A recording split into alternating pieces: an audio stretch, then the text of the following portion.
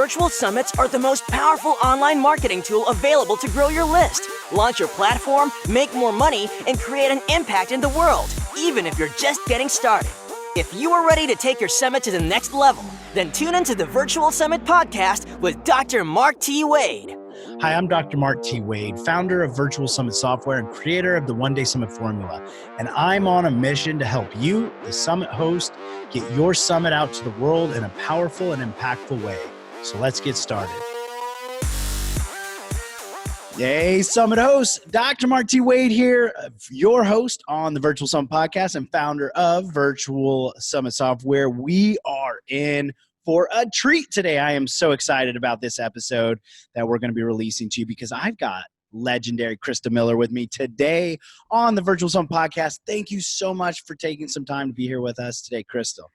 Thank you so much for having me. I'm pumped to be able to talk summits with another summit expert. Oh, Krista, you and I could probably talk summits for hours, but what we're going to do, we're going to dive deep in some of this really important gems that we both know these summit hosts need to hear. And I love talking with other summit coaches and consultants like yourself who are doing amazing things in the summit space. Now, before we dive into all of these really cool topics, we're going to be talking about, which all you summit hosts listening in here, get ready, because we're going to be talking about a couple specific things that are going to help you boost the engagement of your summit. But we're also going to talk about a couple big no-nos that unfortunately a lot of summit hosts are doing. So strap in, stay tuned for that. Before we jump there, Krista, what I would love for you to do is let our summit hosts know just a little bit more about yourself. Yeah, so I started my business back in 2015 doing WordPress development for designers. And, after a couple years of doing that, I found myself like, okay, this business thing is working. I'm making the money I need to. What now? I'm kind of bored, it's working. And after a lot of fighting back and forth with myself, a summit is what came to mind. I was like, okay, get some new leads, hopefully make some new connections, become the go-to developer for designers. Let's see what happens. So I gave it a try, expecting to make about $3,000 was my goal for my first summit, hoping for $3,000, a couple hundred email subscribers. And I came out of it with a $16,000 summit my first time with a tiny audience going into it. And I was like, oh, this is cool. This works. And there are so many other benefits that I found after that. But the thing that happened was I was having all kinds of speakers, attendees, people watching from the sidelines being like, can you teach me how to do that? And I was like, no, I can't teach you how to do that. That was a lot of work. Leave me alone. And after a couple months, though, of dealing with that, I was like, it could kind of be fun to teach people how to do this. So what was it? 6-7 months later, I finally was like, okay, I'll show you guys what I got. I have all these templates made, all this stuff. I'll put it out there, see what you think. And people have loved it. So now I have really gotten deep into teaching other people how to run summits. And I have a very organized, process-focused mind. So I'm able to take all my written processes, give them to people, all these templates for everything that goes into a summit and give it to people. And it's been so much fun. Right now I'm working on my 4th summit still for that development business. And I just love the world of summits. That is so awesome. And I love that you can take something which we both know is very complex and can be quite difficult if you don't know what you're doing and structure it in a very organized way, which is so needed and so important. So I love this. Now, you mentioned something already right here where I want to jump into, because I think it's a point that most summit hosts are not thinking about. They're actually thinking about the opposite. And I think it's a reality that we should be focused on, but it's a good reality. And you said, you wanted 3,000, you got 16,000, which was a great summit. You got it from a tiny audience. I think we all there's a lot of summit hosts out there that think you got to have a 10,000, a 20,000 person summit for it to be a success.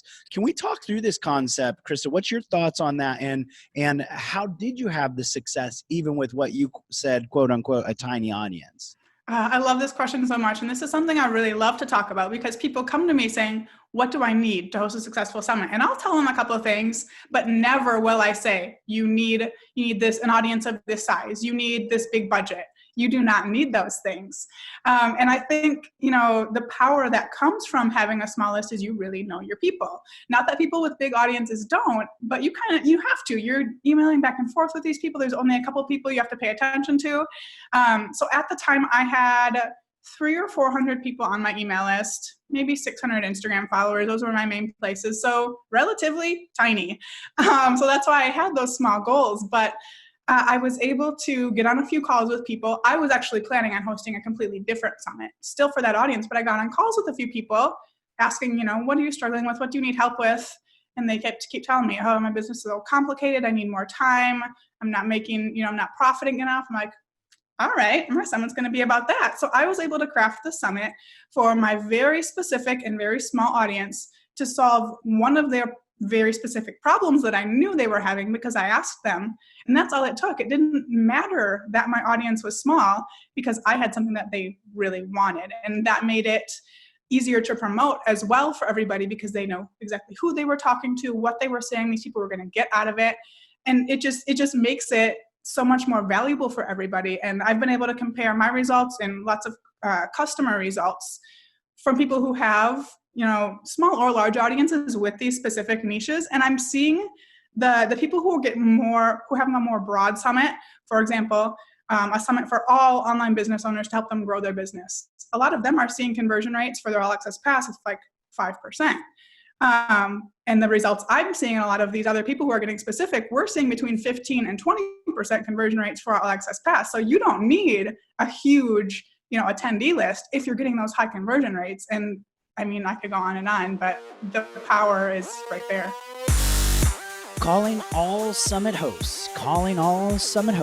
I want you to join me and my tribe of Summit All-Stars at our in-person conference called Summit Fest Live, where you'll walk away with implementable strategies to rock out your summit, increase your revenues, and make connections that will last a lifetime. Come join us in New Orleans and let the good times roll. Get more information at summitfestlive.com. I couldn't agree with you more. I mean, I still remember one of my first launches I did, I generated $136,000, and it was from a list of 900 people that I had generated from a one-day summit. I mean, $136,000 from 900 people. Yeah. So it is so important to understand that the power is not in the size of the list. It's in the engagement of the list. And I think this pulls us straight into another topic, which we were talking about in our pre-interview chat, which is the importance of engagement.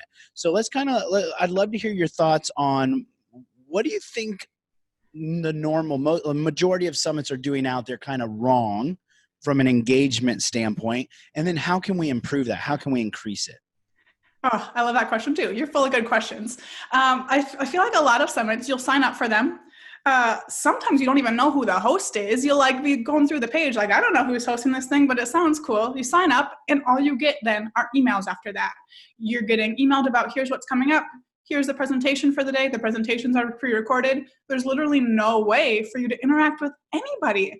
It's like, okay, you can still get great information out of that, but that's not the kind of thing that's going to create transformations for people. That's not what's going to get people excited.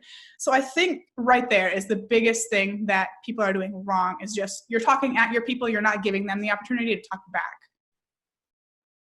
That is so good. And you mentioned transformation. So how can we help our audience? Let's say we're putting on a summit. What are a couple ideas, one, that we can do to allow our audience to talk back or to be engaged? And how can we even come at it from the mindset at the beginning of creating transformations for our audience? So good. So I feel like the first piece of the transformation is that topic you choose, making sure it's a topic that's related to a problem they're having, not just something that kind of sounds cool and catchy and it would give you lots of options for presentations, but it's a topic that is designed to solve the biggest problem they're having, because then you have opened up the opportunity for a transformation that they actually need. And then as for, the engagement part is an important part to play in that, because the more engaged someone is, the more involved they're going to be in their summit, the more they're going to see that will let them get that transformation. So a big part couple big things I like to do to create that engagement. First, I focus a lot on video. And then second, I have a community for my summit. So I'll start with the video part first. I think the more video you can incorporate into your summit, the better, both live and pre-recorded. But I love to see a video on the registration page. Step one, there are so many people coming to your summit who have never heard of you before. Have a video with your face, a minute, 1 or 2 minutes is all it needs to be. But that's the first time someone's going to get to know you. show them a smiling, welcoming face and get them involved in your event.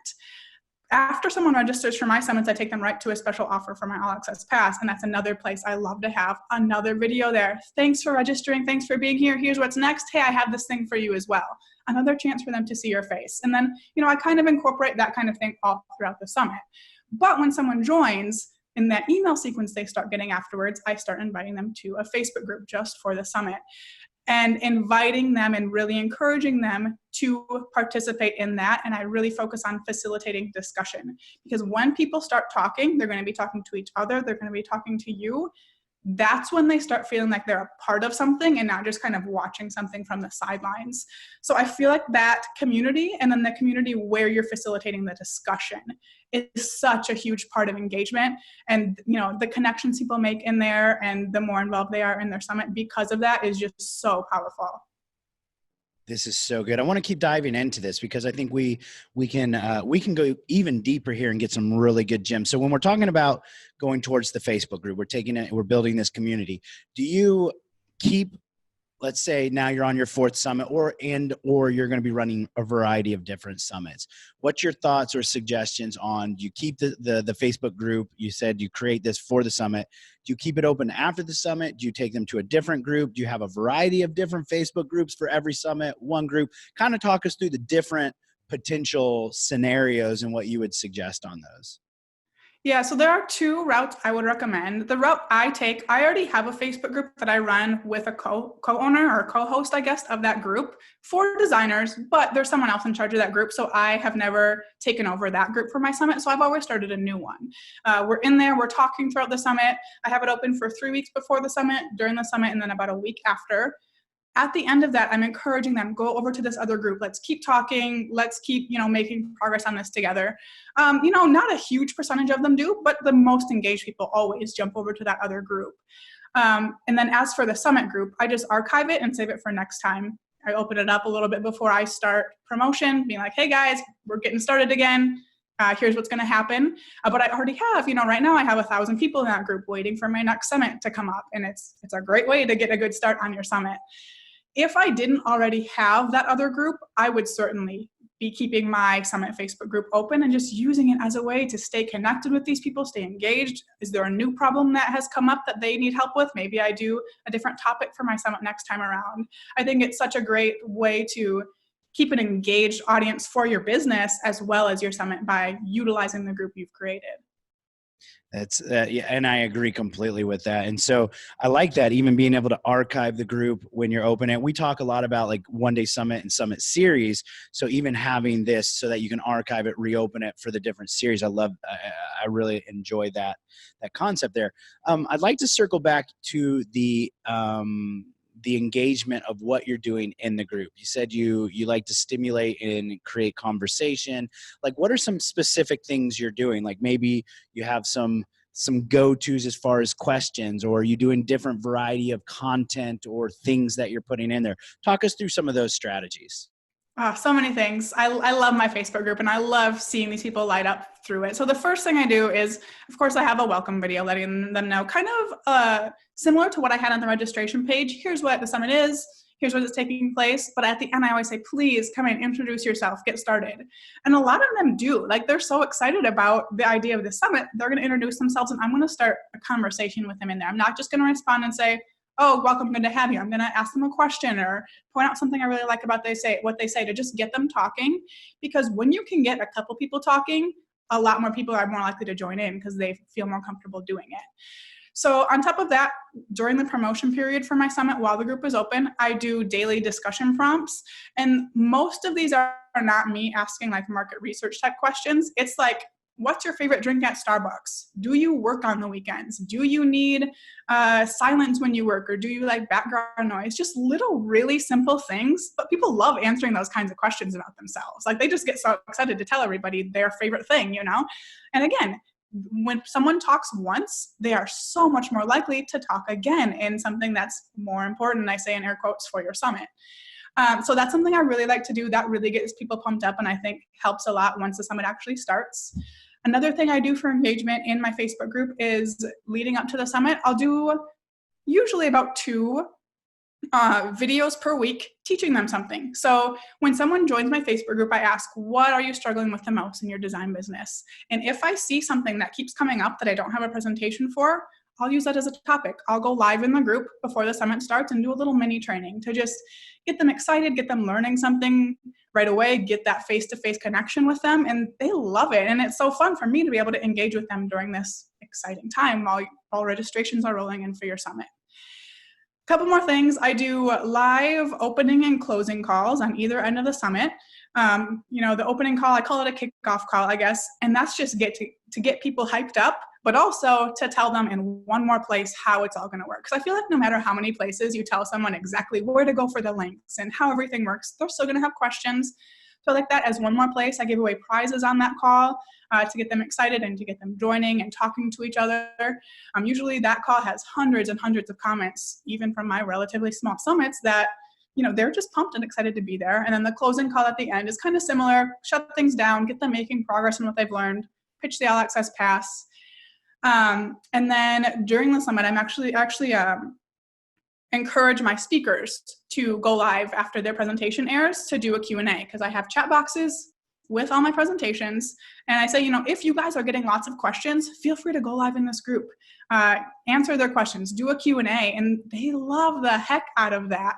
Both the speakers and the attendees getting the chance to chat in that way. So I think I covered most of it. I love my group, and it's been so worth it to put that work in to get that extra engagement. Be sure to check out the speaker management tool inside your virtual summit software, which lets you quickly and easily recruit and manage your speakers on your virtual summit, literally eliminating hundreds of hours of work. Get more information at virtualsummits.com. And I really like how you've talked about, like, for those who are maybe concerned with being able to keep it up and, like, putting information in there ongoing, or maybe they already have a couple other groups, can always archive it after it. But the power during the summit is what's important. Now, I want to kind of get back over into the transformation aspect, which is what we were diving down into, because I do think it's so important to be focused on it. Matter of fact, it's one of our KPIs in our businesses, our summits and our businesses. Any program, project, or campaign we do, we look at how many lives were changed. Now, maybe it's like, you change my business, you change this, you transform that, but that's how much we believe it's important. So let's jump into that transformation. What are some of the things that you do that you value or look at as transformation and gets you excited about the summit and running the summits? Yeah, so I want to see my attendees even taking one step forward to that goal we set for our summit. So my summits are, I want you to simplify your design business so you can be more efficient, profitable, and stress-free. Because when they're more efficient and stress-free, they enjoy their business more, they can enjoy their family more, they can have more downtime. When they're profitable, we all want more profits, right? It's gonna do the same thing for them. So my goal is to see each person take at least one step towards that, whether it means their client onboarding process that's currently taking them 3 hours goes down to taking them 15 minutes, I'm good with that. That means I saved them 2 hours and 45 minutes for every single client. That is one big step forward. So when I'm planning my summits, of course, that's where that topic comes in. I want a topic where I can make that transformation. And I'm also getting my speakers in the loop with this goal that we are here to make transformations. So each speaker I pitch them a specific topic that I know they're an expert in that aligns with this goal, where I can say, if an attendee watches this and does these action steps, they are getting closer to this transformation that we want. That's my goal with every single presentation, that the attendees can take that and get one step closer to this goal.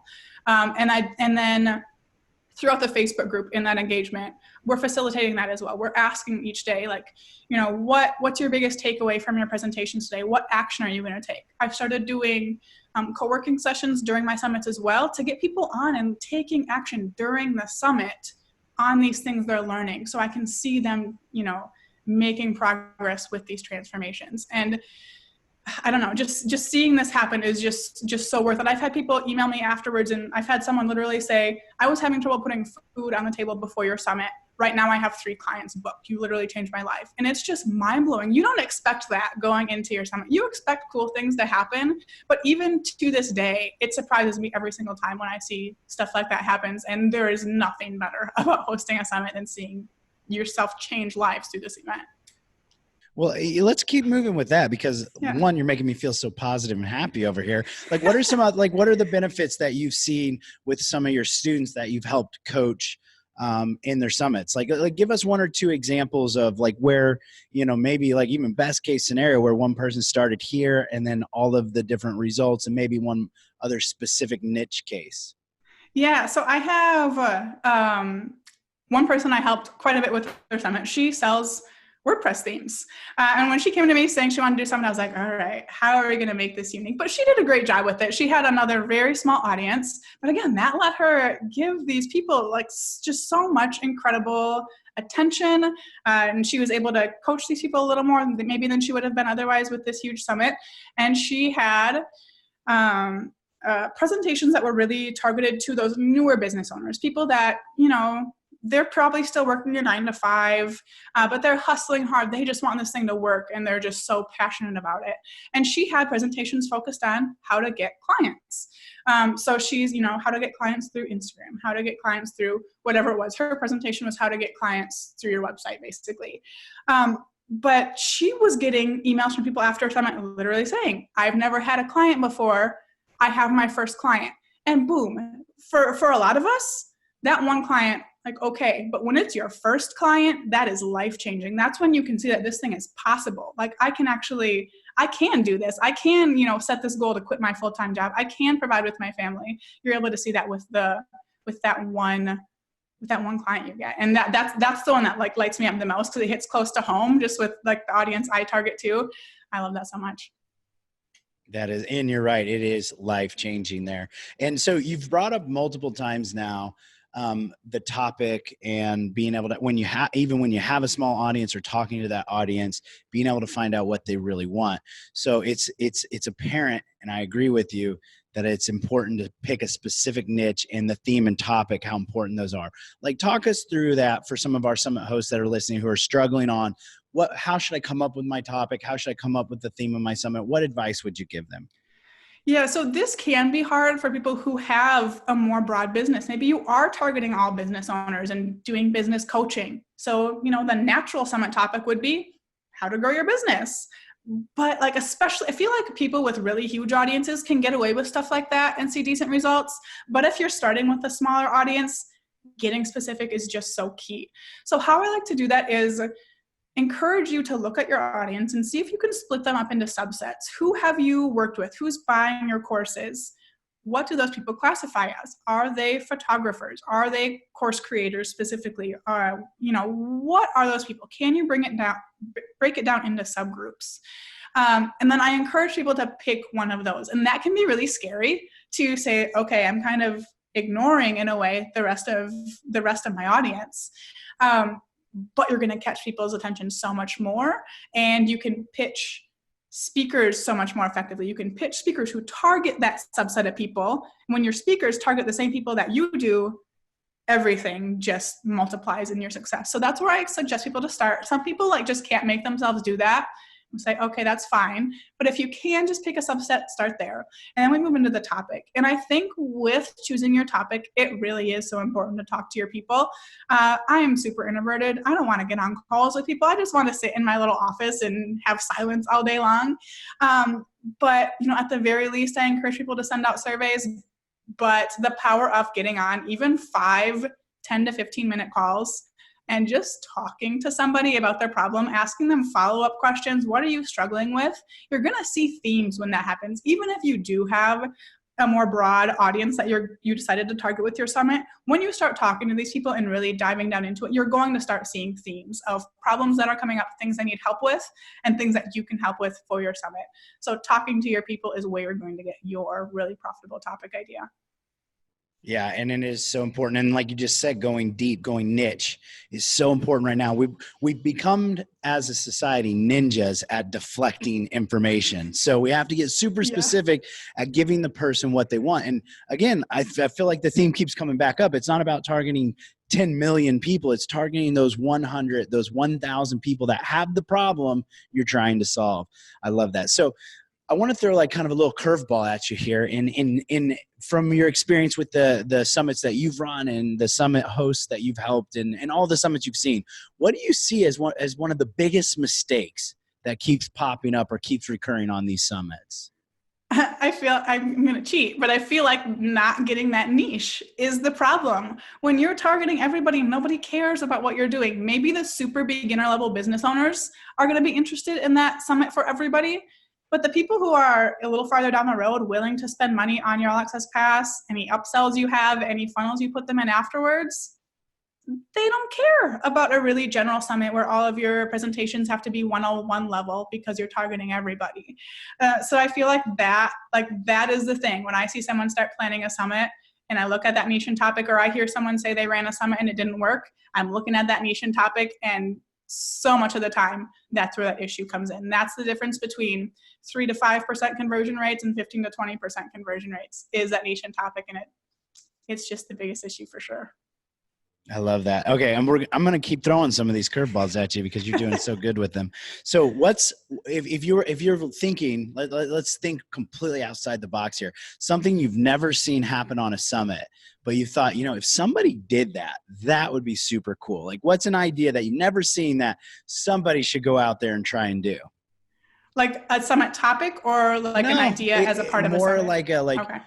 For example, I'll kick us off here. One of the things that I've been wanting to experiment with, and it just hasn't worked on any of the summits I've currently been running, is to mimic a live conference where I have a coaching corner. And during the summit, allow people to actually call in and talk to somebody live and get a coaching call throughout the summit. And then of course that could be used to sell them into a larger program. So anybody listening into that wants to run with that, just let me know you do it so I can see how it works. But anything like that, what's something cool, far out there, crazy that you've never seen done that somebody should try to do? Yeah, so I kind of have something somewhat similar along the same line of thinking, where I've been thinking, how can I make summits more like those live in-person events? What's missing in the online summits that we have in the in-person conferences? And to me, it's the networking. When you go to a conference, you leave knowing new people, having new connections, having new leads maybe even. And I've been thinking, how can I do that as a part of my summit? So I'm actually in the works for my 4th summit right now. We're going to try it. I'm going to have networking sessions where my speakers can go, my attendees can go, even certain level sponsors can go. And we're going to get on a Zoom call like this. And then Zoom has this breakout session feature that I'm going to try, where you can break them up into small groups and they can actually talk like they were live in person. I'm thinking like 4 to 5 person, really small groups for, I don't know, maybe 20 minutes at a time, and then do like 3 of those within an hour period. Give them some discussion prompts so they're not just like sitting there awkwardly wondering what to talk about, and let them get to know each other. And because I feel like, engagement is my thing. I want to engage a summit. What can I do that's going to be more engaging than that? Having them talk to each other, get excited about the progress they're making, talk to the speakers, be able to ask the speakers questions if they get thrown in a room with them. And that's something I'm really excited about that I think would be fun to try. So again, if anyone listening tries that, let me know, because I'm excited about the idea. With the Ever Summit feature inside the Virtual Summit software, you can rerun your summit as if it were live, ongoing forever with one click of a button. This now lets you continue to use your summit forever, bringing in qualified and engaged leads every month into your business. Get more information at virtualsummit.com. Yeah, I love that. And it actually sets up perfectly the next kind of question that I wanted to ask you, which is, how do you see summits evolving in the future? Where do you think we're going? What needs to happen? I think we are going in the direction of more engagement needed, and more strategic on the marketing side. You can't just invite people into this event and then just pound them with marketing without really, having a bigger underlying goal and thing for them to get out of it as a part of your summit. So I think engagement is just going to keep rising. We're going to keep needing to do the work to be more and more like in-person conferences, because people are seeing the importance of that connection and they want it in their business. So we need to keep going in that direction. I also think we're going to need to continue putting more and more of a focus on how our speakers are going to benefit, because I feel like the bigger summits get, the more people say summits don't work because they hosted a crappy summit or something, or they were part of a crappy summit. And so speakers, when we're pitching them, they're a little more careful. They're like, okay, this last summit I didn't really do anything for me. So I don't know if I want to do this one again. So we're going to need to put more and more attention on what are each of my speakers going to get out of participating in this. It can't just be that they're going to have like eyes on their presentation and those people will go over to their website. It has to be more than that. So I think we're going to have to continue paying more attention to that as well. And then as we start to round out this episode here, what's one of the things that you would attribute the most, like that has given you the most success in your summits or your student summits? The niche and topic, once again, I took my list of 400 people for my first summit. I got, how many? I think 1,300 registrants. That was huge, but I was able to turn that into $16,000. And that's coming from a business. I was making $3,000, $4,000 a month at a time. That $16,000 summit, that blew my mind. I just had to take a seat and be like, do I really see those numbers right? So I just think getting so specific on your niche and topic and then paying attention to your people so they can, be a part of it and want to buy what you're selling. That's why my summits have worked. I just find that so inspiring, and I hope everybody else listening in does as well. You don't have to do a 10, 30, 50,000. And honestly, I did a summit about 6 months ago that did 26,000 leads, and it was not the most successful summit we've run out of all of them considering. So sometimes even having more leads does not necessarily, because you lose some of the engagement as well. So I love this. It's super inspiring. Now, Krista, this has been absolutely phenomenal, and I've loved being able to pick your brain. I could keep picking your brain all day, but we're going to have to wrap this episode up. Now, I have like one kind of final question for you. Before we do that, I would love for you to let all of our summit hosts know, listening in right now, they're probably thinking like, how can I follow Krista? How can I get into one of those groups of hers and pick her brain even further? What's the best way for them to get in touch with you, and where are you hanging out at? Yeah, so my website is summitinabox.co, and I'm most active on Instagram at summitinabox. I also have a Facebook community where people are always picking my brain like crazy. It's called the Summit Host Hangout. Search for it on Facebook. You'll find it. I love answering questions about summits and chatting all things summit in there.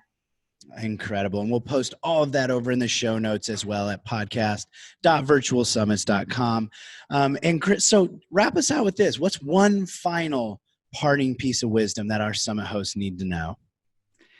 Yeah, I want you guys to think of your summits as more than a way to grow your email list or more than a way to get income. How can you create transformations for everybody that's a part of it? And that includes you as well. How will a summit transform your business, whether it's through the new connections you make or the bigger things you're able to dream of, maybe because of the extra income you get through your summit? How is it going to transform you? How is it going to transform your speakers? What is being a part of your summit going to do for these people? What are they going to get out of it other than a few eyes on their presentation, even if it's a few hundred eyes on their presentation? And then for me, most importantly, closest to my heart is, what are your attendees going to get out of it? We don't want them coming, watching a couple presentations and going on with their lives like nothing happened. How can you make sure that these people move forward with something different? Even if they don't notice it all the time, you'll be able to know that, okay, these people are leaving with this. I changed their life or their business in this way. Keep those things in mind. Keep it at the forefront of all your summit planning. Try to see how you can infuse transformations in everything about your summit. Such excellent parting wisdom right there. Thank you so much, Krista. This has been a phenomenal time. I've had a blast. We've learned a lot. It's been great. Thank you. Thank you. And thank you, all you summit hosts, for hanging out and spending this time with Krista and I. I'm Dr. Mark T. Wade, your host here on the Virtual Summit Podcast. And remember, your message matters. So go out there and make an impact in the world. Don't forget to check out all the information we've just talked about, links to everything Krista's mentioned, how you can get access to her over in the show notes. And we'll see you on the next episode. Thanks for listening. Now don't forget to subscribe and leave a 5-star review on the Virtual Summit Podcast. Head over to the show notes to check out all the links and resources from this episode, and be sure to grab your free trial of the Virtual Summit software. Now, I want to end this episode by saying to all the summit hosts listening right now, I believe in you, and you can do this. Summits are by far one of the most powerful ways to quickly grow your list, launch your platform, make more money, and most importantly, make an impact in the world, even if you're just getting started. So don't get caught up in analysis paralysis, because the world needs to hear your message, and there are people who are waiting for you to help them. So just get started, because imperfect action is always better than no action. Thank you, and see you on the next episode.